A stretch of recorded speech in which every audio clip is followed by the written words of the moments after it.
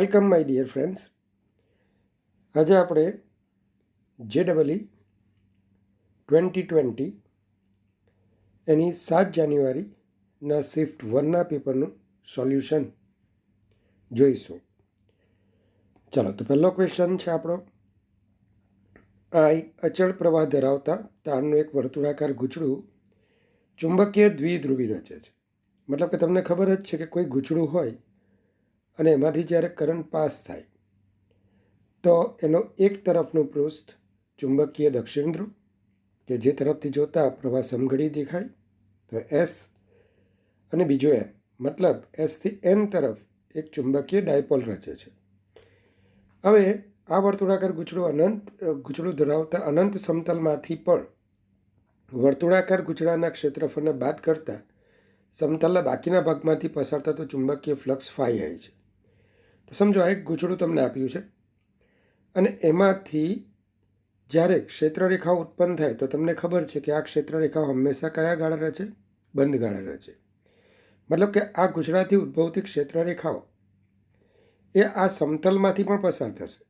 સમજી લો, સંજ્ઞા પદ્ધતિ મુજબ જમણા હાથની આંગળીઓને તમે પ્રવાહની દિશામાં રાખશો તો અંગૂઠો બહાર આવશે, અર્થાત અહીંથી ચુંબકીય ક્ષેત્રરેખાઓ બહાર આવશે અને આ સમતલમાંથી પસાર થશે, જેથી તેઓ બંધ ગાળા રચી શકે. તો આ બહારના વિસ્તાર સાથે ધ્યાન આપજો. સંકળાયેલું ફ્લક્સ એ ફાઈ આઉટસાઇડ, અંદરના વિસ્તારમાં સંકળાયેલું ફ્લક્સ ફાઈ ઇનસાઇડ હોય તો કયો વિકલ્પ સાચો છે? તો તમે જોઈ શકો કે જેટલી ક્ષેત્રરેખાઓ વચ્ચેના વિસ્તારમાંથી બહાર આવશે એ બધી જ ક્ષેત્રરેખાઓ આ સમતલમાંથી અંદર તરફ પસાર થશે.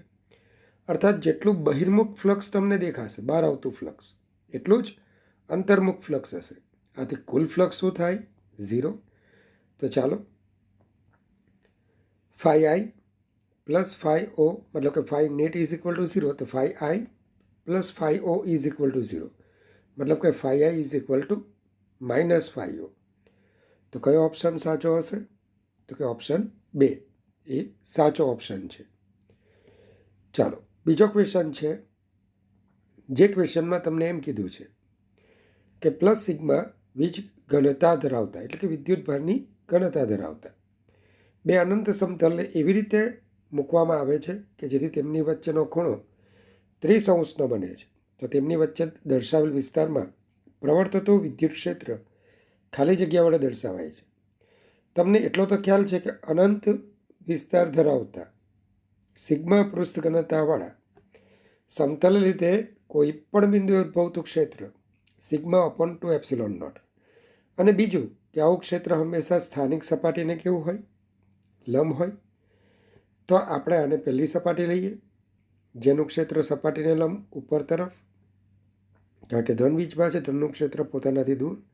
અને આપણે જે આ ક્ષેત્ર મેળવવાના છે વચ્ચેનો જ વિસ્તાર, આ બે પ્લેટો વચ્ચેના વિસ્તારમાં જ આપણે મેળવવાનું છે. ચાલો, તો બીજા સમતલનું ક્ષેત્ર સપાટીને લંબ, વેક્ટર E2.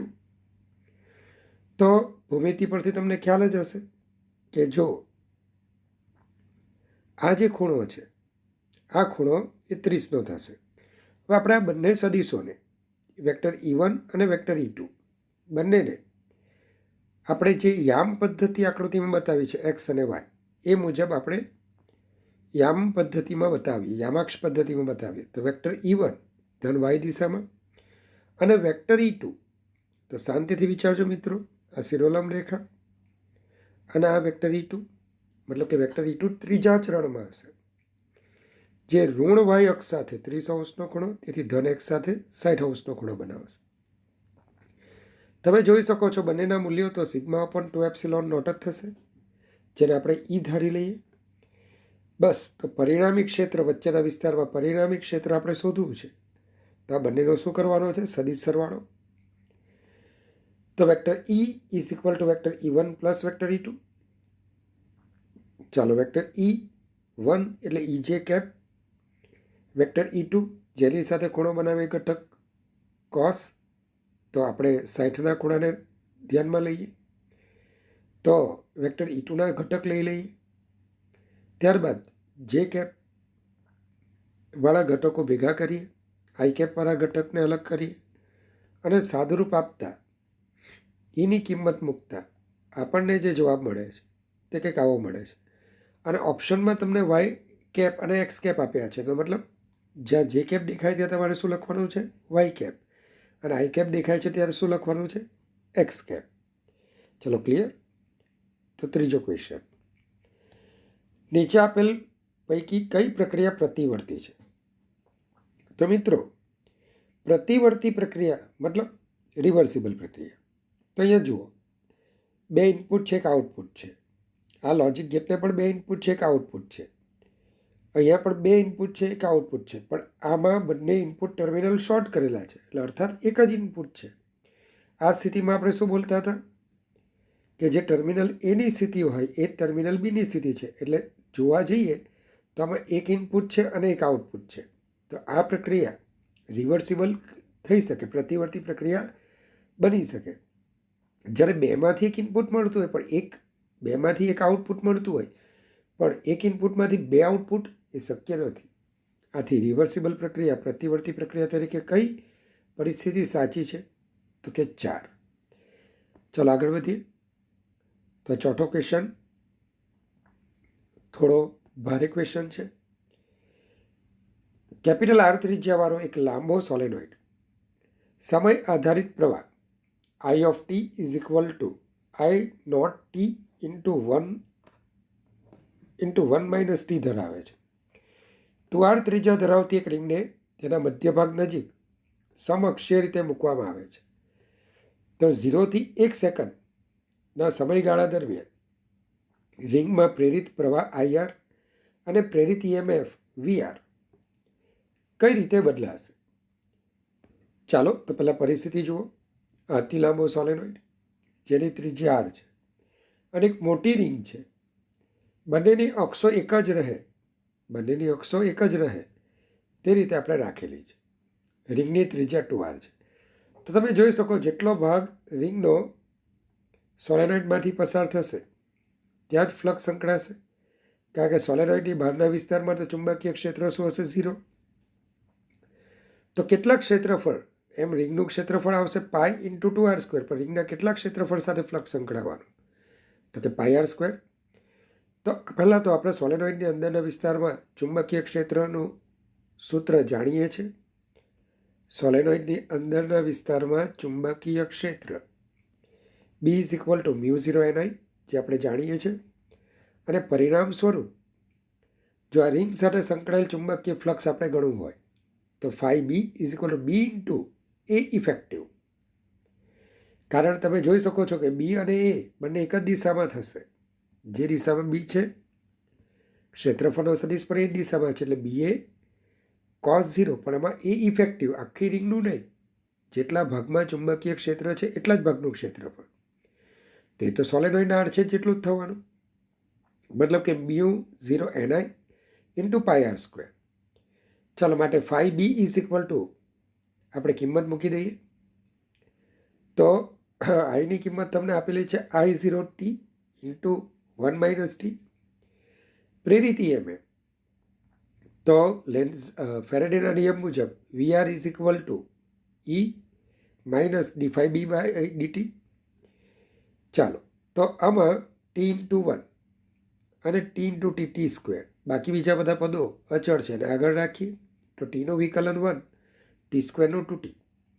તો આ થઈ ગયું પ્રેરિત EMF. આ મિત્રો એટલો તો તમને ખ્યાલ છે કે જ્યારે પણ પ્રેરિત EMF શૂન્ય થાય એ જ વખતે આ પ્રેરિત પ્રવાહ પોતાની દિશા બદલવાનું સ્ટાર્ટ કરે. તો જ્યારે પ્રેરિત EMF શૂન્ય થશે ત્યારે પ્રવાહની દિશા ઉલટાઈ જશે. તો VR ઇઝ ઇક્વલ ટુ 0 કરીએ આપણે તો 1 minus 2t is equal to 0 થાય, અર્થાત t is equal two half, મતલબ કે 0.5 સેકન્ડ થાય. તો ઓપ્શનને જોઈએ તો t ઇઝ ઇક્વલ ટુ 0.5 સેકન્ડે IRની દિશા શું થશે? ઉલટી થશે અને ત્યાં VR શૂન્ય થશે. મતલબ કે જેવું EMF પ્રેરિત EMF શૂન્ય થાય પ્રેરિત પ્રવાહ પોતાની દિશા ઉલટાવી નાખે. ચાલો તો સરસ દાખલો છે. તો સમતલીય પાંચમા પ્રશ્નમાં છે સમતલીય વિદ્યુત ચુંબકીય તરંગમાં ચુંબકીય ક્ષેત્ર vector B is equal to 3 into 10⁻⁸ sine 1.6 into 10⁻³ plus 48 into 10⁻10 T જે કેપ ટેસ્લા વડે આપવામાં આવે છે. મતલબ કે વેક્ટર બીના આંદોલનો એ ધન વાય દિશામાં છે.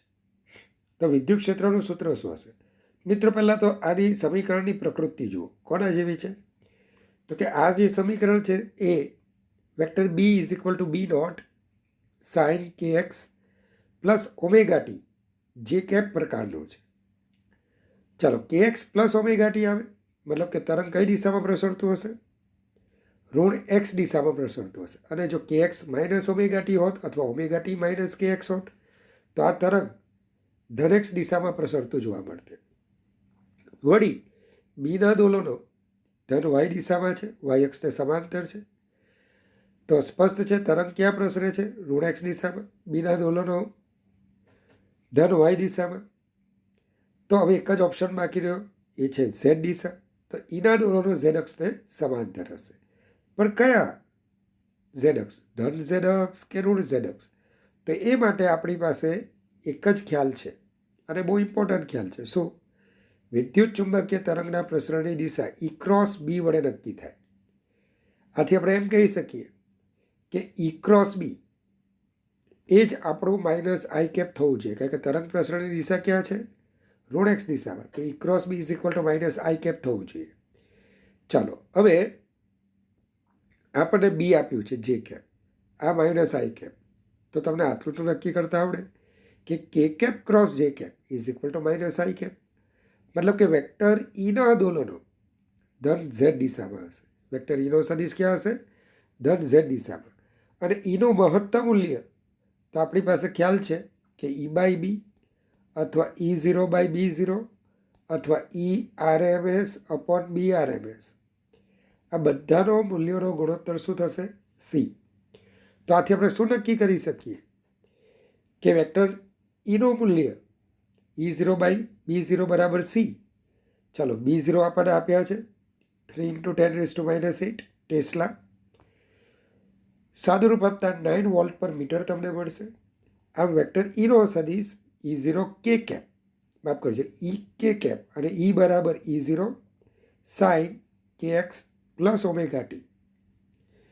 તો આ રીતે તમે વેક્ટર ઈનું સમીકરણ 4 ઓપ્શનમાંથી આ ઓપ્શન મુજબનું મેળવી શકશો.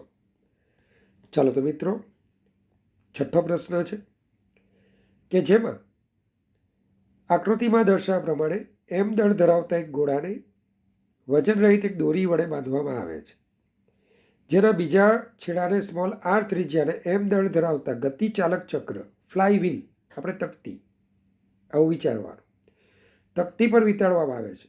જ્યારે તેને સ્થિર અવસ્થામાંથી છોડવામાં આવે છે ત્યારે ઘોડો શિરોલામ દિશામાં પડવાનું શરૂ કરે છે. અને જ્યારે તે એચ જેટલું અંતર કાપે ત્યારે આ ગતિમાપક ચક્ર મતલબ કે ફ્લાય વ્હીલ મતલબ કે તકતી એની ઝડપ, કોણીય ઝડપ કેટલી હશે? તો મિત્રો, આ દાખલાની એકદમ જોરદાર શોર્ટકટ તમને હું બતાવું છું. જે વિદ્યાર્થીઓ મારા હાથ નીચે ભણેલા છે એમને મેં આ રીત શીખવી જ છે. બાકી તમારે શું કરવું પડે? પહેલાં આની ચાક ગતિનું વર્ણન, આની રેખીય ગતિનું વર્ણન અને એને આધારે સમીકરણ મેળવવાના. પણ જો તમે સમજી શકો તો આટલું સમજો. ગતિનું કારણ કોણ? તો કે ગતિનું કારણ બળ. કયું બળ? તો કે mg. અચ્છા, તો આનો પ્રવેગ મારે જોઈએ છે. તો આનો પ્રવેગ, તો પ્રવેગ એટલે કેટલું બળ લાગે છે? mg. ઓકે, તો ગતિનું કારણ છે બળ mg. અને કોણ કોણ ગતિ કરે છે? તો કે આપણો સ્મોલ એમ દળનો જે ગોળો છે જે રેખીય ગતિ કરે છે અને ફ્લાય વ્હીલ ચાક ગતિ કરે છે. તો બંનેના દળ, તો ગોળાનું દળ સ્મોલ એમ અને જે ચાક ગતિ કરે છે ને એનું ચાક ગતિય દળ લેવાનું. હવે તમને એમ થશે આ ચાક ગતિય દળ એટલે શું? તો ચાક ગતિય દળ એટલે I બાય આર સ્ક્વેર. શું? I by R square. પછી આ રિંગ હોય ગમે તે હોય, આ આપણું ચાક ગતિય દળ. તો એકદમ શોર્ટકટ છે. સૌથી પહેલાં શું? આનો પ્રવેગ, ઇઝ ઇક્વલ ટુ સ્મોલ એમ દળના ઘોડાનો પ્રવેગ એટલે એની પર લાગતું બળ mg. આખી ગતિનો કારણભૂત બળ કોણ છે? mg છેદમાં કુલ દળ. તો આનું દળ અને આનું ચાક ગતિય દળ, ફ્લાયવ્હીલનું ચાક ગતિય દળ. ચાલો, આ ઇઝ ઇક્વલ ટુ mr²/2 કારણ કે તકતી છે અને એના આધારે તમે કિંમત મૂકો તો એ ઇઝ ઇક્વલ ટુ 2g/3 મળશે. સરસ. હવે આ h જેટલું અંતર કાપવાનું છે, એનો પ્રવેગ કેટલો છે? એ છે. પ્રારંભિક વેગ તો એનો 0 છે.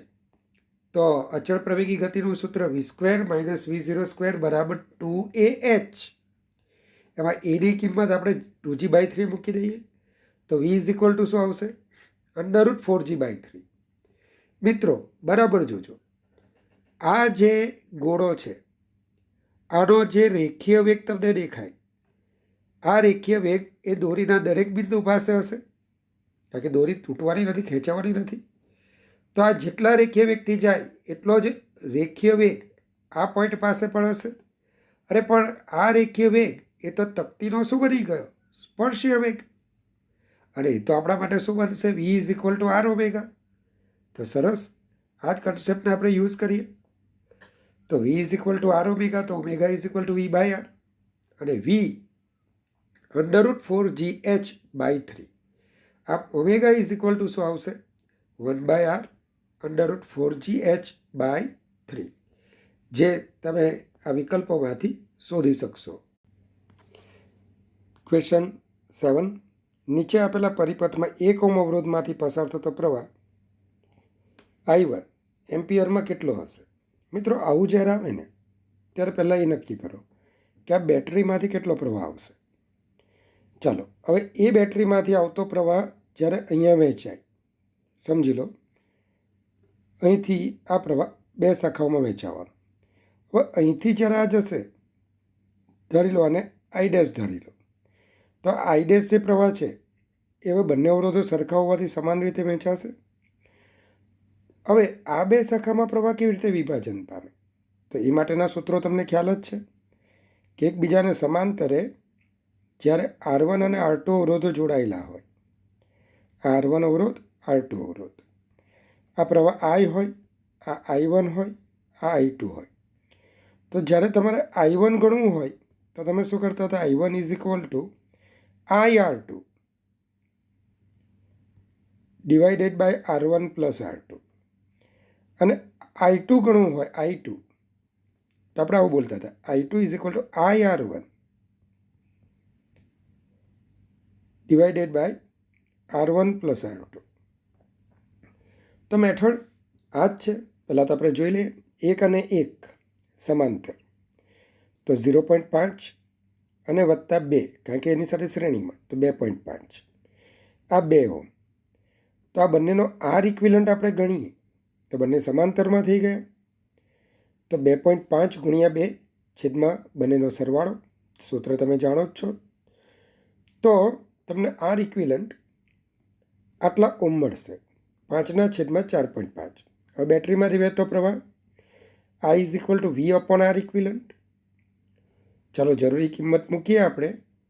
તો I is equal two voltage 1 volt આપેલો છે, તો 4.5 ડિવાઇડેડ બાય 5 એમ્પિયર. મિત્રો હવે સમજો આ I પ્રવાહ અહીંયા આવે છે, જે પૈકી I' પ્રવાહ 2.5 વાળી, મતલબ કે આ શાખામાં જાય છે. તમારે I' શોધવું હોય તો I' is equal to I × 2 divided by બંને અવરોધોનો સરવાળો. જોઈ લો, તો I' કેટલા આવે? 2/5 એમ્પિયર. સ્પષ્ટ છે કે અહીંથી 2/5 એમ્પિયર જાય તો આ બંને અવરોધોમાંથી સરખું વિભાજન થવાનું. તો 2/5 એમ્પિયરનું હાફ ડિવિઝન કરો તો કેટલું આવશે? 1/5 એમ્પિયર. 1/5 મતલબ 0.2 એમ્પિયર. ચાલો, 8મો પ્રશ્ન. સ્મોલ l લંબાઈની એક નિયમિત સળિયાની તેને કેન્દ્રથી L/4 અંતર આવેલ બિંદુમાંથી પસાર થતી અને તેને લંબ અક્ષને સાપેક્ષે ચક્રાવર્તન ત્રિજ્યા શોધો. તો મિત્રો તમને સૂત્ર ખબર છે, I is equal two mk². તો k is equal two √I/m. પણ એ પહેલાં આપણે જડત્વની ચાક માત્ર શોધવી પડે. સળિયો હોય તો સળિયાના દ્રવ્યમાન કેન્દ્રમાંથી પસાર થતી અને તેની લંબાઈને લંબ એવી અક્ષાનુલક્ષીને જડત્વની ચાક માત્રા ml² તમે જાણો છો, પણ આપણે આ અક્ષમાંથી નહીં, એનાથી L/4 અંતરે આવેલી સમાંતર અક્ષને અનુલક્ષીને જડત્વની ચાક માત્રા શોધવાની છે. તરત જ ખ્યાલ આવશે સમાંતર અક્ષ પ્રમેય. I is equal two IC plus MD², અને ડી તમારા માટે શું આપેલું છે? L/4. સાદુરૂપ આપો, I મળ્યા, અને K is equal two √I/m. તો K is equal to √7/48 into small l. તો આ રીતે આપણે આ જવાબ મેળવી શકીએ. ચલો, તો ક્વેશ્ચન નંબર 9. એક LCR પરિપથ અવમંદિત આવર્ત દોલક તરીકે વર્તે છે, જે બી અવમંદન અચળાંક ધરાવતા ભૌતિક સ્પ્રિંગ દળ અવમંદિત દોલક જોડે સરખાવતા સાચું સમતુલ્ય ખાલી જગ્યા થશે. તો મિત્રો, થિયરી ભણાવતી વખતે મેં તમને સમજાવેલું જ હતું. આપણે પ્રણોદિત દોલનોના વિકલ સમીકરણ સાથે સરખાવેલું. પ્રણોદિત દોલનોમાં અહીંયા બાહ્ય આવર્ત બળ હતું. તે જ રીતે આપણા LCR AC શ્રેણી પરિપથમાં બાહ્ય આવર્ત વોલ્ટેજ હતો, પણ અહીંયા નથી. બસ એટલું જ પદ 0 લખો, બાકીનું એઝ ઇટ ઇઝ. બરાબર. તો સરખામણી કરતાં આપણને શું ખબર પડશે? તો પહેલું બી, મતલબ કે આપણે ઓપ્શન જોઈએ તો L. તો L ને સમતુલ્ય. L એ વિદ્યુતશાસ્ત્રનું જડત્વ કહેવાય. તો આપણું યંત્રશાસ્ત્રનું જડત્વ દળ એમ. ચાલો, ત્યારબાદ તમારે સરખાવો તો R, એને સમતુલ્ય કાર્ય કોણ કરે? બી. સી એટલે તમે જોઈ શકો છો એમને સમતુલ્ય L છે. ક્યુ એને સમતુલ્ય Y છે, તો Kને સમતુલ્ય કોણ થશે? 1/C. ચાલો, તો L ને સમતુલ્ય M, C ને સમતુલ્ય 1/K, અને R ને સમતુલ્ય બી કાર્ય કરે છે. ભૌતિક રાશિ સરખી નથી, સમતુલ્યતા આપણે જોઈએ છે. ચાલો, તો 10મો ક્વેશ્ચન. STPએ રહેલ 1 લિટર શુષ્ક હવાનું સમોસમી રીતે 3 લિટર કદમાં વિસ્તરણ થાય છે. જો ગામા 1.4 હોય તો વાયુ દ્વારા થતું કાર્ય કેટલું હશે? આપ્યું છે 3:1.4, 4.6555. હવાને આદર્શ વાયુ ગણો. સમોસમી રીતે વિસ્તરણ થાય છે. તમને માહિતી આવી આપેલી છે. તો બરાબર જોજો. P1 1 એટમોસ્ફિયર STPએ, અને તાપમાન 273 કેલ્વિન. V1 1 લિટર છે, જે 3 લિટર થાય છે, અને લિટરને તમે મીટર ક્યુબમાં ફેરવો તો આપણને ખ્યાલ છે કે 1 litre is equal to 10⁻³ metre cube. ચલો, PV ગામા પરથી આપણે P1 V1 gamma, P2 V2 gamma કદની માહિતી આપેલી છે કે ભાઈ 1 લિટરથી 3 લિટર થાય, એટલે કે V2/V1 અથવા V1/V2. એ તમને V1/V2 કરશો તો એ તમને 1/3 મળશે.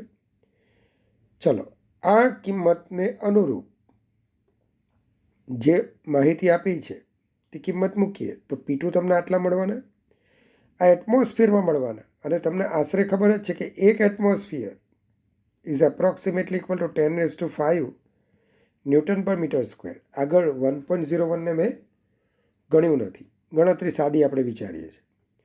ચલો, હવે માંગેલ કાર્ય. તો સમોસમી પ્રક્રિયાનું કાર્ય W is equal to P1 V1 minus P2 V2 divided by gamma અથવા μR T1 minus T2 upon ગામા-1.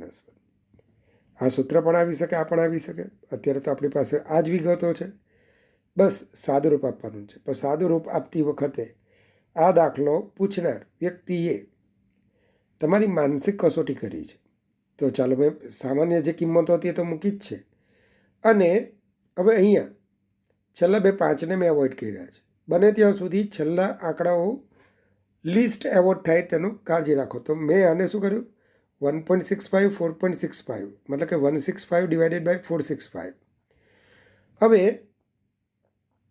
થોડી આપણે આ 5 વડે ભાગાકાર કરીએ. બરાબર. અને હું આશરે શું લખું છું? 33 × 399.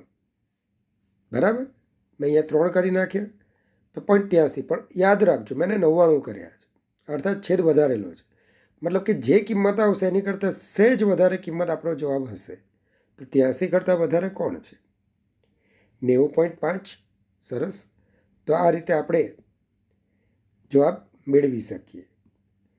આશા રાખું સાદુરૂપ આ રીતે તમે કરશો. ચાલો, તો ક્વેશ્ચન નંબર 11 શું આપ્યો છે? એક સમાંતર પ્લેટ, જેને કેપેસિટરને સંગારક પણ બોલે છે, એક ક્ષેત્રફળવાળી પ્લેટો ધરાવે છે જેમની વચ્ચેનું અંતર ડી છે. આ બે પ્લેટો વચ્ચેનું અંતર ડી. હવે જેમનો ડાઇલેક્ટ્રિક અચળાંક ચલિત છે, ગયા વર્ષે પણ બરાબર આવો જ એક કેપેસિટરનો પ્રશ્ન પૂછાયેલો, જેમાં ડાઇલેક્ટ્રિક સ્લેબ એની ગોઠવણી અસંમિત હતી. તો અહીંયા ડાઇલેક્ટ્રિક અચળાંક તમને વેરિયેબલ આપેલો છે, જે અંતર એક્સ સાથે બદલાય છે. જો alpha into D less than 1 હોય તો તારની કુલ સંગારકતા સચોટ રીતે ખાલી જગ્યા સમીકરણ દ્વારા આપવામાં આવે છે. તો મિત્રો, સૌથી પહેલાં તો અહીંયા કે વેરિયેબલ છે, એટલે તરત ખ્યાલ આવી જાય કે આપણે આ પ્લેટના એક્સ બરાબર 0 એક્સ બરાબર ડી તરફ જઈશું તો અંતર એક્સ વધતા શું બદલાશે? ડાઇલેક્ટ્રિક અચળાંક બદલાશે. તો આપણે એક કામ કરીએ, કોઈ એક પ્લેટથી એક્સ અંતરે ડીએક્સ જેટલી સૂક્ષ્મ જાડાઈનો એક વિભાગ પસંદ કરીએ. હવે આ વિભાગનું કેપેસિટન્સ તો ડીસી ઇઝ ઇક્વલ ટુ પહેલાં તો કે ગણું કરી જ નાખવાનું, એપ્સિલોન એ અપોન ડીએક્સ. ચાલો, કેની વેલ્યુ તમે અહીંયા સબસ્ટિટ્યૂટ કરો. હવે સમતુલ્ય કેપેસિટન્સ, તો તમે મને કહેશો આ ડીસી ડીસી ડીસી ડીસી જેવા જે કેપેસિટર્સ છે એકબીજા સાથે શ્રેણીમાં જોડાયેલા છે, અને શ્રેણી જોડાણમાં સમતુલ્ય કેપેસિટન્સ કેવી રીતે મળે? 1/c is equal two 1/c1 plus 1/c2 plus. તો અહીંયા ડીસી જેવાનો આપણે શ્રેણી જોડાણનું સમતુલ્ય લેવાનું છે, તો 1/dc integration from 0 two D. ચલો, આ તમને ખ્યાલ આવી ગયો હશે કે 1/dc1 plus 1/dc2 plus 1/dcn. તો એને આપણે ઇન્ટિગ્રેશન 0 થી ડી 1/dc. ચલો, આ કિંમત આપણે મૂકી. સંકલન તો ln 1 plus alpha X divided by alpha એક્સના સહગુણક વડે ભાગીએ 0 થી ડી. ચાલો, જરૂરી કિંમતો મૂકી. પહેલાં એક્સને બદલે ડી, પછી એક્સને બદલે 0. ln 1 0 તમને ખ્યાલ જ છે.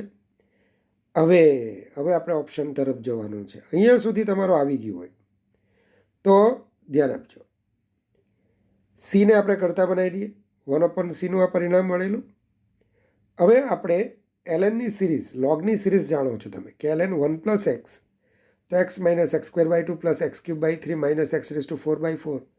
3 પદો પૂરતા છે. એમ તો 2 જ પદો આપણે પૂરતા રાખીશું, કારણ આપણા માટે આલ્ફા ડી અત્યંત નાનું છે.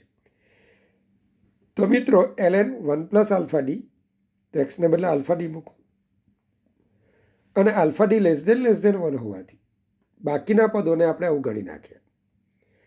ચાલો, આલ્ફા ડી બંનેમાંથી કોમન લઈ લો અને આ કિંમતને સમીકરણ 1માં મૂકી દો. ચલો, આલ્ફા કટ થશે, આને અંશમાં લઈ જાઓ.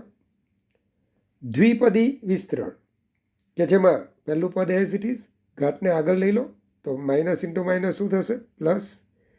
પદને એઝ ઇટ ઇઝ રાખો. તો આ રીતે તમે જવાબ લાવી શકો.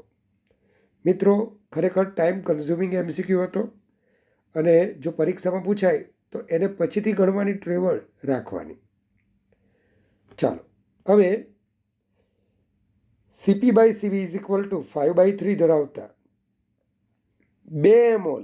ચાલો, અહીંયા ગુજરાતી પેપરમાં ભૂલ હતી, તો ઇંગ્લિશ પેપરમાં 2 મોલ આવું આપ્યું છે. આદર્શ વાયુને CP by CV is equal to 4/3 ધરાવતા બીજા 3 મોલ આદર્શ વાયુ સાથે ભેળવવામાં આવે છે. આ મિશ્રણ માટે CP બાય CVનું મૂલ્ય ગણો. મિત્રો, અહીંયા મેં મારા વિદ્યાર્થીઓને અલગ મેથડથી શીખવેલું છે. બાકી તમે ઘણી બુકમાં જુઓ અને સોલ્યુશનમાં જુઓ તો net CP mixer, CV mixer અને પછી ગામા મિક્સર સુધી. હું આવું નથી કરતો. હું આ લોકોને, મેં મારા વિદ્યાર્થીઓને મિક્સરનો મુક્તતાના અંશ શીખવેલા કે μ1 F1 μ2 F2 divided by μ1 plus μ2. આને બોલાય મોલ ભારિત મુક્તતાના અંશ. તમે જે રીતે CP અને CV મિક્સર ફાઇન કરો એ જ રીતે એ જ પરિણામ આ પણ આપશે. તો આ વધારે સારું પડશે. કરવાનું કંઈ નથી. પહેલાંમાં તમે જુઓ ગામા 1 5/3 મુક્તતાના અંશો gamma is equal to f+2 divided by f. આ રીતના ટર્મમાં એને ફેરવીએ તો ઓટોમેટિક ફેરવાઈ ગયેલું છે. 5 છે તો 3 + 2 ડિવાઇડેડ બાય 3, તો મુક્તતાના અંશો શું થયા? 3. બીજામાં 4/3, તો આવું તો થતું જ નથી. 3 + 1 આવે છે. તો એક કામ કરો, 2 વડે ગુણી કરાવો, મતલબ 8/6 કરો. સરસ, સેટ થઈ ગયું. છેદ 6, તો 6 + 2 મતલબ કે f+2 ડિવાઇડેડ બાય f. તો f2 આવી ગયા 6. μ1 2 મોલ છે, μ2 3 મોલ છે. મિક્સરનો મુક્તતાના અંશ μ1 f1 + μ2 f2 ડિવાઇડેડ બાય μ1 + μ2. તો આનું સાદુરૂપ આપી દો, 24/5 મળશે. તો મિશ્રણનો ગામા, તો gamma is equal to fm + 2 divided by fm. તો 34 ડિવાઇડેડ બાય 24. સાદુરૂપ તમે આપશો તો 1.416 1.42 તમને મળશે. ચાલો, તો ઇઝી ક્વેશ્ચન હતો. Next question number 13. આકૃતિમાં બતાવ્યા પ્રમાણે 1 કિલોગ્રામ, 1.5 કિલોગ્રામ અને 2.5 કિલોગ્રામના દળો ધરાવતી 3 વસ્તુઓને એક કાટકોણ ત્રિકોણના 3 ખૂણાઓ પર મૂકવામાં આવે છે કે જેની બાજુઓ 4 સેન્ટીમીટર, 3 સેન્ટીમીટર અને 5 સેન્ટીમીટર છે. તો તેનું દ્રવ્યમાન કેન્દ્ર ખાલી જગ્યા બિંદુ એ છે. મિત્રો, અહીંયા તમે ખાસ જુઓ, ઓપ્શન પહેલાં જોઈ લો કે કોની સાપેક્ષે ગણવાનું છે. તો કે 1 કિલોગ્રામ, કારણ કે દ્રવ્યમાન કેન્દ્રમાં સંદર્ભ બિંદુ પસંદ કરવાનું હોય. એટલે હું હંમેશા પહેલાં જોઉં છું કે ઓપ્શન જોઈ લઉં. અચ્છા, 1 કિલોગ્રામ. હવે મેં મારી પસંદગીની યામાક્ષ પદ્ધતિ લીધી કે જેમાં 1 કિલોગ્રામને મેં ઉગમ બિંદુ લઈ લીધું. તો એના યામ 0 0. ચાલો, 1.5 કિલોગ્રામના યામ 3 0, કારણ કે આટલું અંતર 3 છે. અને 2.5 કિલોગ્રામ દળના પદાર્થના યામ 0 4. બસ તમારું કામ એકદમ સરળ. Vector RCM is equal to m1 vector r1 plus m2 vector r2 plus m3 vector r3 divided by m1 plus m2 plus m3. ચાલો, જરૂરી કિંમતો મૂકીએ. સાદુરૂપ આપીએ 0.92.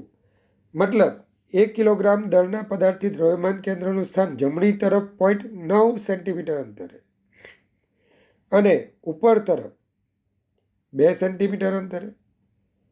તો 2 સેન્ટીમીટર ઉપર તરફ અને 0.9 સેન્ટીમીટર જમણી તરફ.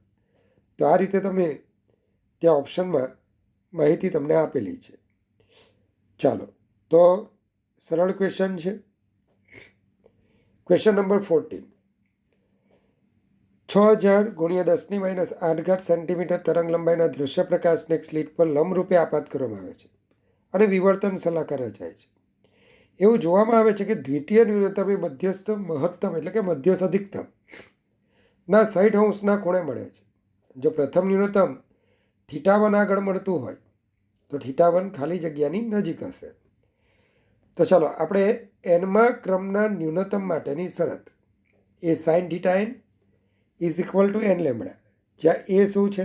સ્લિટની પહોળાઈ છે.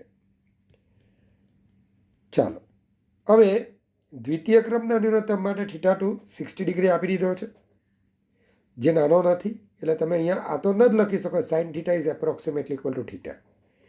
તો એ sin 60 2 લેમ્બડા. પ્રથમ ક્રમના ન્યૂનતમ માટે n બરાબર 1 મૂકી દો, તો એ sin θ1 is equal to lambda. ચાલો, તો 2 અને 1નો ગુણોત્તર લેશો તમે, તો sin θ1 / sin 60 is equal two half. માટે sin θ1 ઇઝ ઇક્વલ ટુ √3/4. ચાલો, તો sin θ1 ઇઝ ઇક્વલ ટુ 0.43. તો મિત્રો, આ એક ભયાનક ક્વેશ્ચન છે. તમારે ગેસ કરવાનું છે કે sin θ 0.5 હોય એટલે કે 30નો ખૂણો બને અને એની વધારે નજીક છે, 0.5ની વધારે નજીક. તો ઓપ્શનમાં તમે જો તો 30 કરતાં નાનો ખૂણો હશે અને એની નજીકનો તો કોણ છે? તો કે 25. તો આવું તમે ત્યાં ભગવાનના ભરોસે કામ કરી શકો, કારણ કે 20° પણ ખૂણો છે. પણ તમે મેથ્સનો સદુપયોગ કરો એટલે ઓટોમેટિકલી તમને 25° એ એનું આસન્ન મૂલ્ય, એપ્રોક્સિમેટ મૂલ્ય તમે ફાઇન્ડ કરી શકશો. ચાલો તો ક્વેશ્ચન નંબર 15, પૃથ્વીની સપાટી પર સ્મોલ એમ દળ ધરાવતા એક ઉપગ્રહને યુ જેટલી પ્રારંભિક ઝડપથી ઉર્ધ્વ દિશામાં ઉપર તરફ પ્રક્ષેપિત કરવામાં આવે છે. આર જેટલી ઊંચાઈએ પહોંચ્યા પછી M/10 દળ ધરાવતા રોકેટને છોડે છે. પરિણામે ઉપગ્રહ વર્તુળાકાર કક્ષામાં ગતિ કરે છે. તો રોકેટની ગતિ ઉર્જા ખાલી જગ્યા હશે. મિત્રો, વેગમાન સંરક્ષણનો સૌથી ઉત્કૃષ્ટ આ દાખલો છે. દાખલામાં કંઈ નથી, તમે જુઓ. પહેલાં આપણું તંત્ર એની initial total energy, mechanical energy is equal to final mechanical energy. પહેલાં આપણું તંત્ર ક્યાં હતું? જમીન પર. તો ત્યાં એની સ્થિતિ ઉર્જા -gmm/r અને એની ગતિ ઉર્જા તો ½ mu², કારણ કે આપણે યુ જેટલી ઝડપથી એને પ્રક્ષેપિત કરેલું. અને જ્યારે એ બરાબર રોકેટ લોન્ચિંગ કરવાનું હોય તે વખતની સ્પીડ જો આપણે v લઈએ તો ½ mv² આખા તંત્રની સ્પીડ અને -gmm/2r, કારણ કે પૃથ્વીના કેન્દ્રથી ત્રિજ્યા જેટલી ઊંચાઈએ જાય છે. જુઓ, પૃથ્વીની ત્રિજ્યા જેટલી ઊંચાઈએ પહોંચે છે તો કેન્દ્રથી અંતર કેટલું થાય? તો કેન્દ્રથી અંતર small r is equal to r plus h, મતલબ કે r પ્લસ r મતલબ કે 2r. આથી આપણે સ્થિતિ ઉર્જા એમાં આ પરિણામ મેળવ્યું. ચલો મિત્રો, જરા ધ્યાન આપજો. તો હવે દળ કેન્સલ કરીએ. બરાબર, સાદુરૂપ આપીએ તો v is equal two √u² - cm/r. આકૃતિને સમજવા પૂરેપૂરી ટ્રાય કરો. શું છે તો એ જુઓ કે આ આપણી પૃથ્વી, સમજી લો આપણી પૃથ્વી છે. હવે આ પૃથ્વી પરથી માફ કરજો, આપણી પૃથ્વી છે અને પૃથ્વીથી આ કક્ષામાં કેટલા અંતર આવેલી છે? આ કક્ષા તો પૃથ્વીના કેન્દ્રથી 2r અંતરે.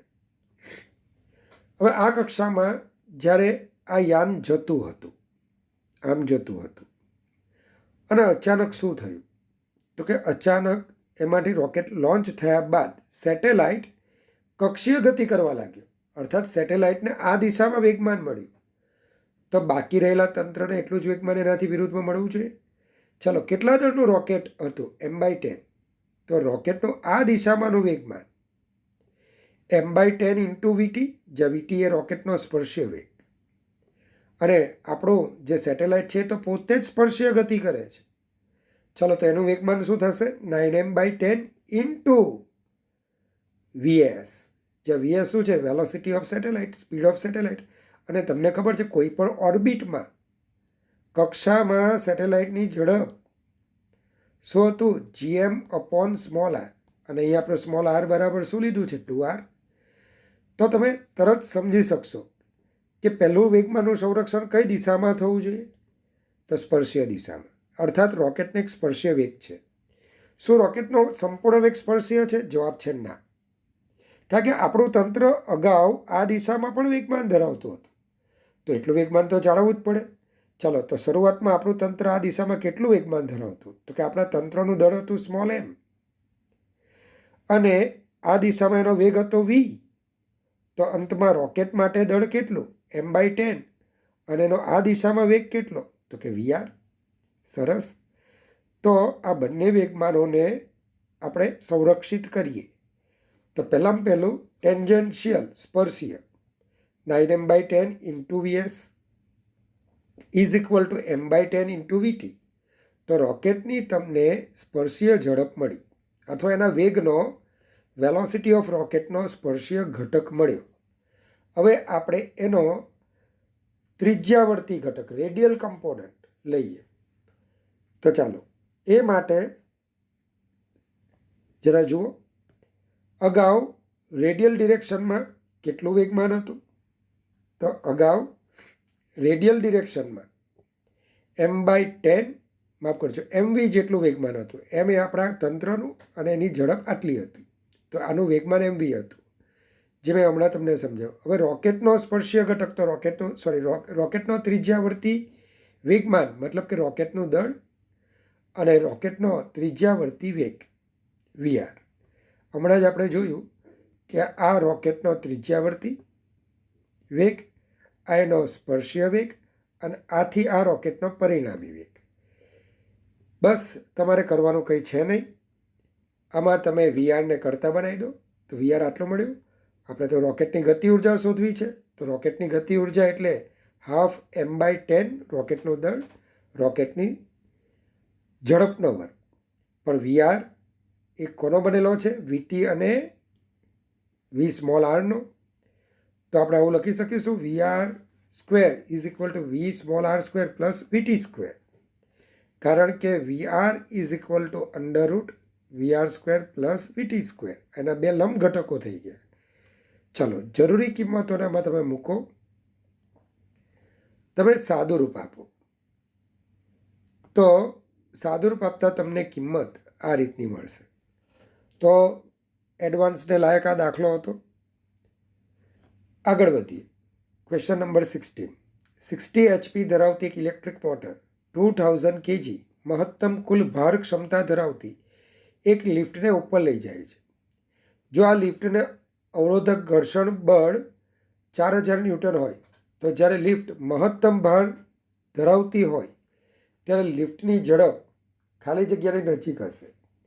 મિત્રો, આવા જ્યારે લિફ્ટના ભાર વહનના કિસ્સા જોઈએ ને તો હંમેશા આ લિફ્ટની ગતિને અચળ વેગી લઈ લેવાની. કઈ લઈ લેવાની? અચળ વેગી. પ્રવેગી નહીં લેવાની, કારણ કે પ્રવેગી લેશો તો પછી વેગ તો ક્ષણે ક્ષણે બદલાશે.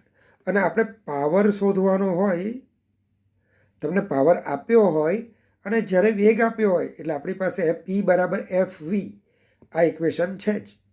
તો હવે આપણે F શોધવાનું છે. તો ચાલો, આ લિફ્ટ એનો FBD વિચારો. તો અપવર્ડ ફોર્સ, ચાલો કેટલા ભારને લઈ જાય છે? 2000 kg, મતલબ કે 20000 ન્યૂટન અધો દિશામાં વેઇટ ફોર્સ.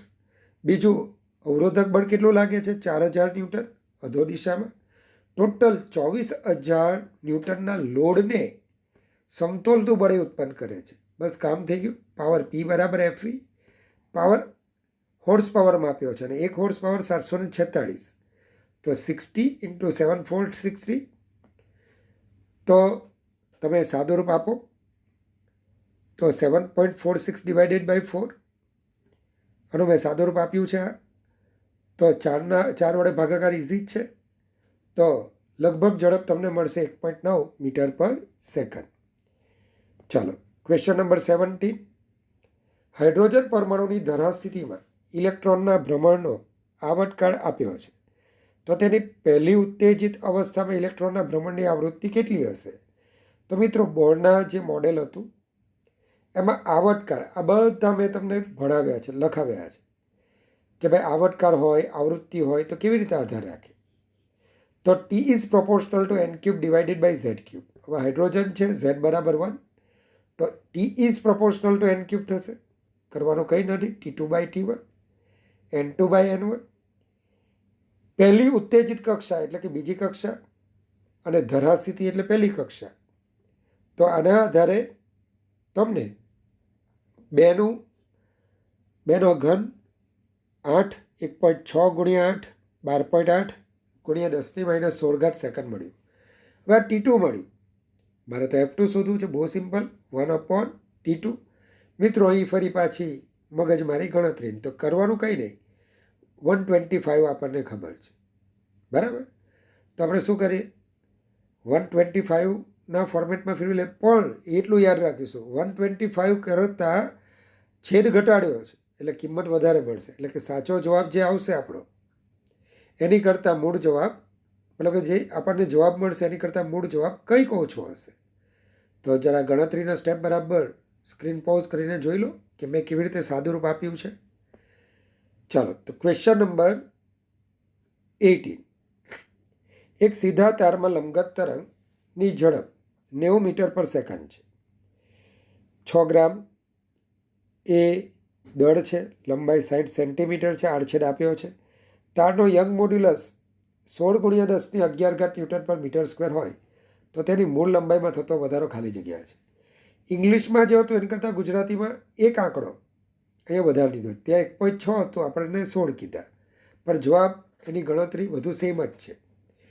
ચાલો, તો વી આપ્યું છે, માસ તમને આપ્યું છે, લંબાઈ આપી છે, area, young modulus, delta L. હવે મને એટલું ખબર પડે કે જો મને લંબાઈમાં વધારો શોધવું હોય તો તારમાં ઉદ્ભવતું મારે પુનઃસ્થાપક બળ એફ શોધવું પડે, જેનું બીજું નામ તણાવ બળ પણ છે. અને આપણને તણાવ બળ કોણ આપશે? તો તારમાં લંબગત તરંગની ઝડપ. તારમાં જે લંબગત તરંગની ઝડપ છે તે આપણને શું આપશે? તણાવ બળ. કેવી રીતે? તો સૂત્ર ખબર છે, V is equal to under root T by mu. તો T is equal to mu V square. ચલો, આ થઈ ગયું આપણું તણાવ બળ, જેનું બીજું નામ પુનઃસ્થાપક બળ. યંગ મોડ્યુલસનું સૂત્ર વાપરો, ડેલ્ટા એલને કરતા બનાવો, ટીની આ કિંમત મૂકી દો. સાદુરૂપ તમે આપશો તો અહીંયા પણ સાદુરૂપને મેં જુઓ કઈ રીતે આપેલું છે, તો તમને 0.03 મિલીમીટર મળશે. જરૂરી ગુણાકાર પણ તમે આ રીતે કરશો. ચાલો, સારો ક્વેશ્ચન છે એક. ધ્રુવક વિશ્લેષણ મતલબ પોલેરાઇઝર એનાલાઇઝરના રચનાને એવી રીતે ગોઠવવામાં આવી છે કે જેથી વિશ્લેષક એનાલાઇઝરમાંથી બહાર આવતા પ્રકાશની તીવ્રતા મૂળ તીવ્રતાના ફક્ત 10% જેટલી હોય. તો મતલબ કે જે આ આપણું વિશ્લેષક છે, એનાલાઇઝર છે, એની પર જે પ્રકાશ આપાત થશે ને એની તીવ્રતાના એ 10%ને જ પસાર થવા દેશે. તો આ વિશ્લેષકને કેટલા ખૂણે વધારે ભ્રમણ કરાવીએ કે જેથી આઉટપુટ તીવ્રતા શૂન્ય થાય. તો મિત્રો, આ તમને ખબર છે, એકની દગક્ષ અને બીજાની દગક્ષ પરસ્પર લંબ થાય એ વખતે બીજી જે ટુર્મેલિન પ્લેટ છે એમાંથી નિર્ગમન પામતા પ્રકાશની તીવ્રતા 0 થાય. તો પહેલાં તો એ નક્કી કરો કે આ જે ટુર્મેલિન પ્લેટ એ છે એની દગક્ષ અને આ બી એની દગક્ષ વચ્ચેનો ખૂણો કેટલો? તો ઓલરેડી થીટા છે. હવે આ જ્યારે બંને પરપેન્ડિક્યુલર થશે ત્યારે આ ટુર્મેલિન પ્લેટ બીમાંથી મતલબ કે એ અને બી દગક્ષ જ્યારે 90નો ખૂણો બનાવશે એકબીજા સાથે, તો ટુર્મેલિન પ્લેટ બીમાંથી કોઈ પણ પ્રકારની પ્રકાશની તીવ્રતા પસાર થતી નથી.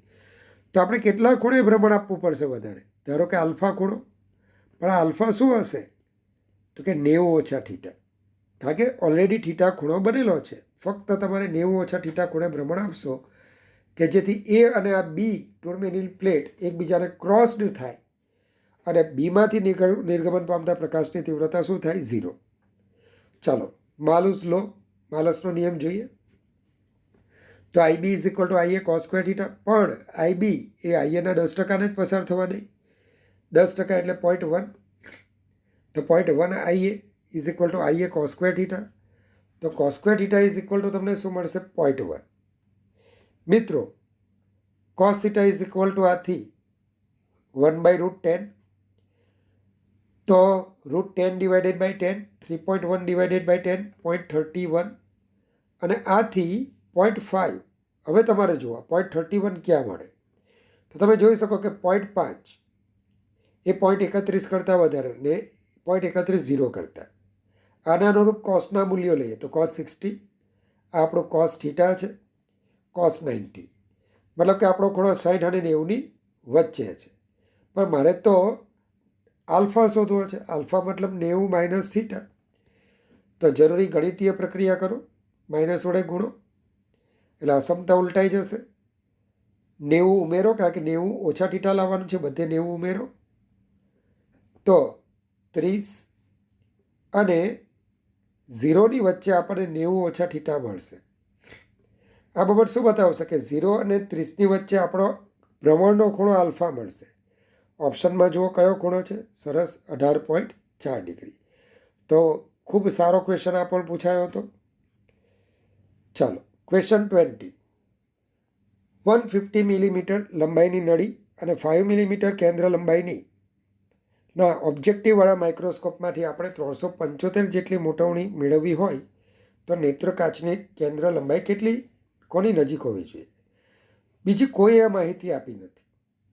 તો આથી પહેલાં એ જુઓ, ટ્યુબ લંબાઈ એફઓ એમ આપ્યું છે, મોટવણી એફઈ શોધવાનું છે. તો મિત્રો, એ બે ક્વેશ્ચન વિચારી શકીએ. જો અંતિમ પ્રતિબિંબ નજીક બિંદુ પાસે મળે તો ટેક્સ્ટબુક અનુસાર M is equal to L by FO into 1 + D by FE. સાદુરૂપ આપી ગણતરી કરો તો 21.7 મિલીમીટર મતલબ કે લગભગ 22 મિલીમીટર. અને જો અંતિમ પ્રતિબિંબ અનંત અંતરે મળે તો આપણું સૂત્ર શોધો L/FO × D/FE. સાદુરૂપ આપો તો FE 20 મળશે, 20 મિલીમીટર મળશે. તેનો મતલબ કે 20 હોય કે 21.7 હોય, કોની નજીક છે? તો કે 22 મિલીમીટરની નજીક છે.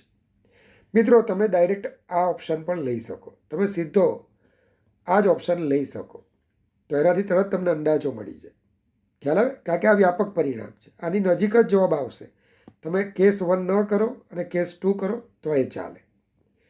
હવે સીધી બાજુ ધરાવતા એક ગાળા ABCDEFAના ખૂણા પરના બિંદુઓ A 0 0 0, B 5 0 0, C 5 5 0 મતલબ કે XY સમતલમાં, D 0 5 0 મતલબ કે Y અક્ષ પર, E 0 5 5 મતલબ કે YZ સમતલમાં અને F 0 0 5 એટલે કે Z અક્ષ પર છે. આ વિસ્તારમાં ચુંબકીય ક્ષેત્ર vector B = 3i + 4k tesla છે. તો આ ગાળામાંથી પસાર થતા ફ્લક્સનો જથ્થો ખાલી જગ્યા હશે. સૌ સહેલું છે, ખાલી ગૂંચવવા માટે કીધું. અહીંયા આપણને બે સમતલો આપ્યા છે, XY અને YZ. મિત્રો, XY સમતલને દર્શાવતો ક્ષેત્રફળનો સદિશ સમતલે લંબ, તો સમતલે લંબ કોણ છે? Z અક્ષ. અર્થાત આનું ક્ષેત્રફળ તો કે લંબાઈ ગુણ્યા પહોળાઈ 25 યુનિટ છે. અને કઈ દિશામાં છે? તો કે ધન Z દિશામાં. મતલબ કે વેક્ટર A1 = શું લખશો? 25k. શું લખશો? 25k. આ જ રીતે વેક્ટર A2, તો YZ સમતલ છે ને લંબ કોણ?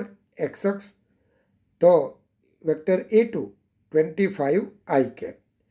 ચાલો, પૃષ્ઠ સમતલ, ક્ષેત્ર સમાન અને પરિણામે કેમ ક્ષેત્ર સમાન? 3i + 4k.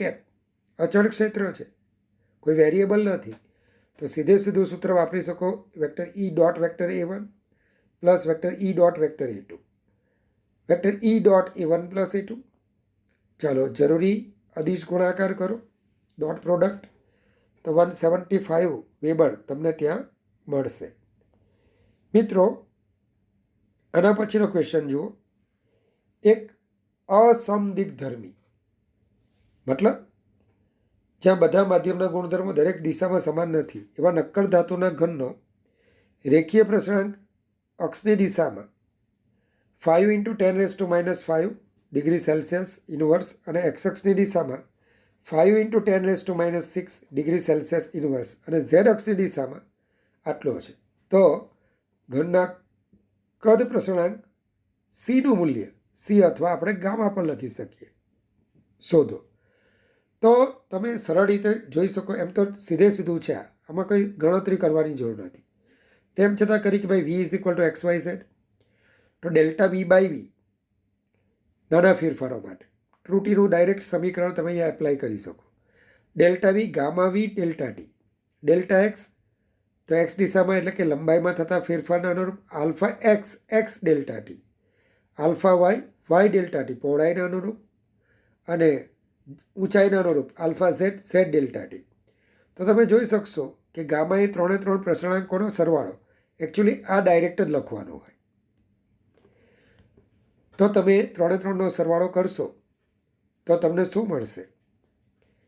માફ કરજો, અહીંયા સીનું મૂલ્ય આપણને કીધું છે C × 10⁻⁶. તો ગામાનું મૂલ્ય શું મળ્યું? 60 × 10⁻⁶. તો 60 × 10⁻⁶ મતલબ C કેટલા છે? 60 છે. તો એકદમ ઇઝી દાખલો તમને બોનસમાં મળેલો કહેવાય. એ જ રીતે 23 6.4 × 10⁻⁵ વોટ/સેન્ટીમીટર². તીવ્રતાવાળું એક વિદ્યુત ચુંબકીય વિકિરણ પુંજ, તરંગ લંબાઈ એની 310 નેનોમીટરનું બનેલું છે. 1 સેન્ટીમીટર² ક્ષેત્રફળ ધરાવતી ધાતુની એક સપાટી કે જેનું વર્ક ફંક્શન તમને આપેલું છે એની પર લંબરૂપે પડે છે. જો 10⁻³ ફોટોન એક ફોટો ઇલેક્ટ્રોનનું ઉત્સર્જન કરે તો 1 સેકન્ડમાં ઉત્સર્જિત થતા તથા ઇલેક્ટ્રોનની સંખ્યા 10⁻⁴ હોય તો x શું છે? તો મિત્રો, બહુ સાવ સહેલું છે. પહેલાં તો એ જુઓ, 0 પણ જવાબ હોઈ શકે. કેવી રીતે? તો પહેલાં તો જરૂરી માહિતી એને મેં SI યુનિટમાં લખી છે, મીટર²માં. ચલો મિત્રો, પહેલાં તો એ જુઓ, આપાત ફોટોનની ઉર્જા કેટલી? તો કે HF એટલે કે hc/λ. તમને HC આપેલું છે 1240 ઇલેક્ટ્રોન વોલ્ટ નેનોમીટર, મતલબ કે તમારે લેમડાને પણ નેનોમીટરમાં રાખો તો સીધો ઇલેક્ટ્રોન વોલ્ટમાં HFની વેલ્યુ મળી 4 ઇલેક્ટ્રોન વોલ્ટ, જે વર્ક ફંક્શન કરતાં વધારે છે. સરસ, તો ફોટો ઇલેક્ટ્રોનનું ઉત્સર્જન થશે. મેં કેમ 0 જવાબ કીધો? ધારો કે આપાત એટલે 0 જવાબ પણ હોઈ શકે એવું કેમ મેં ધારણા કરી? કારણ ધારો કે આપાત ફોટોનની ઉર્જા 4 ઇલેક્ટ્રોન વોલ્ટ કરતાં ઓછી હોય, મતલબ 2 ઇલેક્ટ્રોન વોલ્ટ કરતાં ઓછી હોય, વર્ક ફંક્શન કરતાં ઓછી હોય, તો કોઈ ફોટો ઇલેક્ટ્રોનનું ઉત્સર્જન ન થાય. એટલે પહેલાં હંમેશા HF ગ્રેટર દેન 5 થાય છે કે નહીં તે ચેક કરી લો. ચલો, હવે આપણી પાસે જરૂરી સૂત્ર કે તીવ્રતા બરાબર ઉર્જા છેદમાં ક્ષેત્રફળ ગુણ્યા સમય. ચાલો, E is equal to NHF, F is equal to C by lambda. હવે મિત્રો HC બાય લેમડાની વેલ્યુ તમે જાણો છો, આગળ આપણે મેળવી લીધેલી છે 4 ઇલેક્ટ્રોન વોલ્ટ. તો એને જૂલમાં ફેરવી નાખો 1.6 × 10⁻⁻19 વડે ગુણીને. ચલો, આ રીતે તમને તમને 10⁻14 ફોટોન્સ મળશે. હવે 10⁻³ ફોટોન 1 ઇલેક્ટ્રોનનું ઉત્સર્જન કરે તો 10⁻14 કેટલા ઇલેક્ટ્રોનનું ઉત્સર્જન કરશે? તો 10⁻14 ભાગ્યા 10⁻³ તો 10⁻11, મતલબ કે x બરાબર શું આવશે? 11. ચાલો, હવે ક્વેશ્ચન નંબર 24.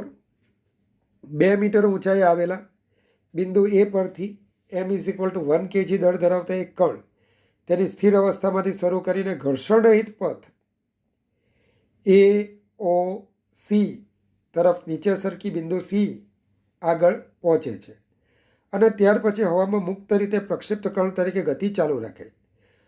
હવે જ્યારે તે તેની મહત્તમ ઊંચાઈવાળા બિંદુ P પાસે હોય, જ્યારે મહત્તમ ઊંચાઈવાળા બિંદુ P પાસે હોય, જેની ઊંચાઈ 1 મીટર આપેલી છે, ત્યારે એની ગતિ ઉર્જા કેટલી હશે? મિત્રો કંઈ જ લેવાનું નથી. આટલી લાંબી ચર્ચા કરે તો અહીંથી કણ અહીંયા ગયો, બરાબર.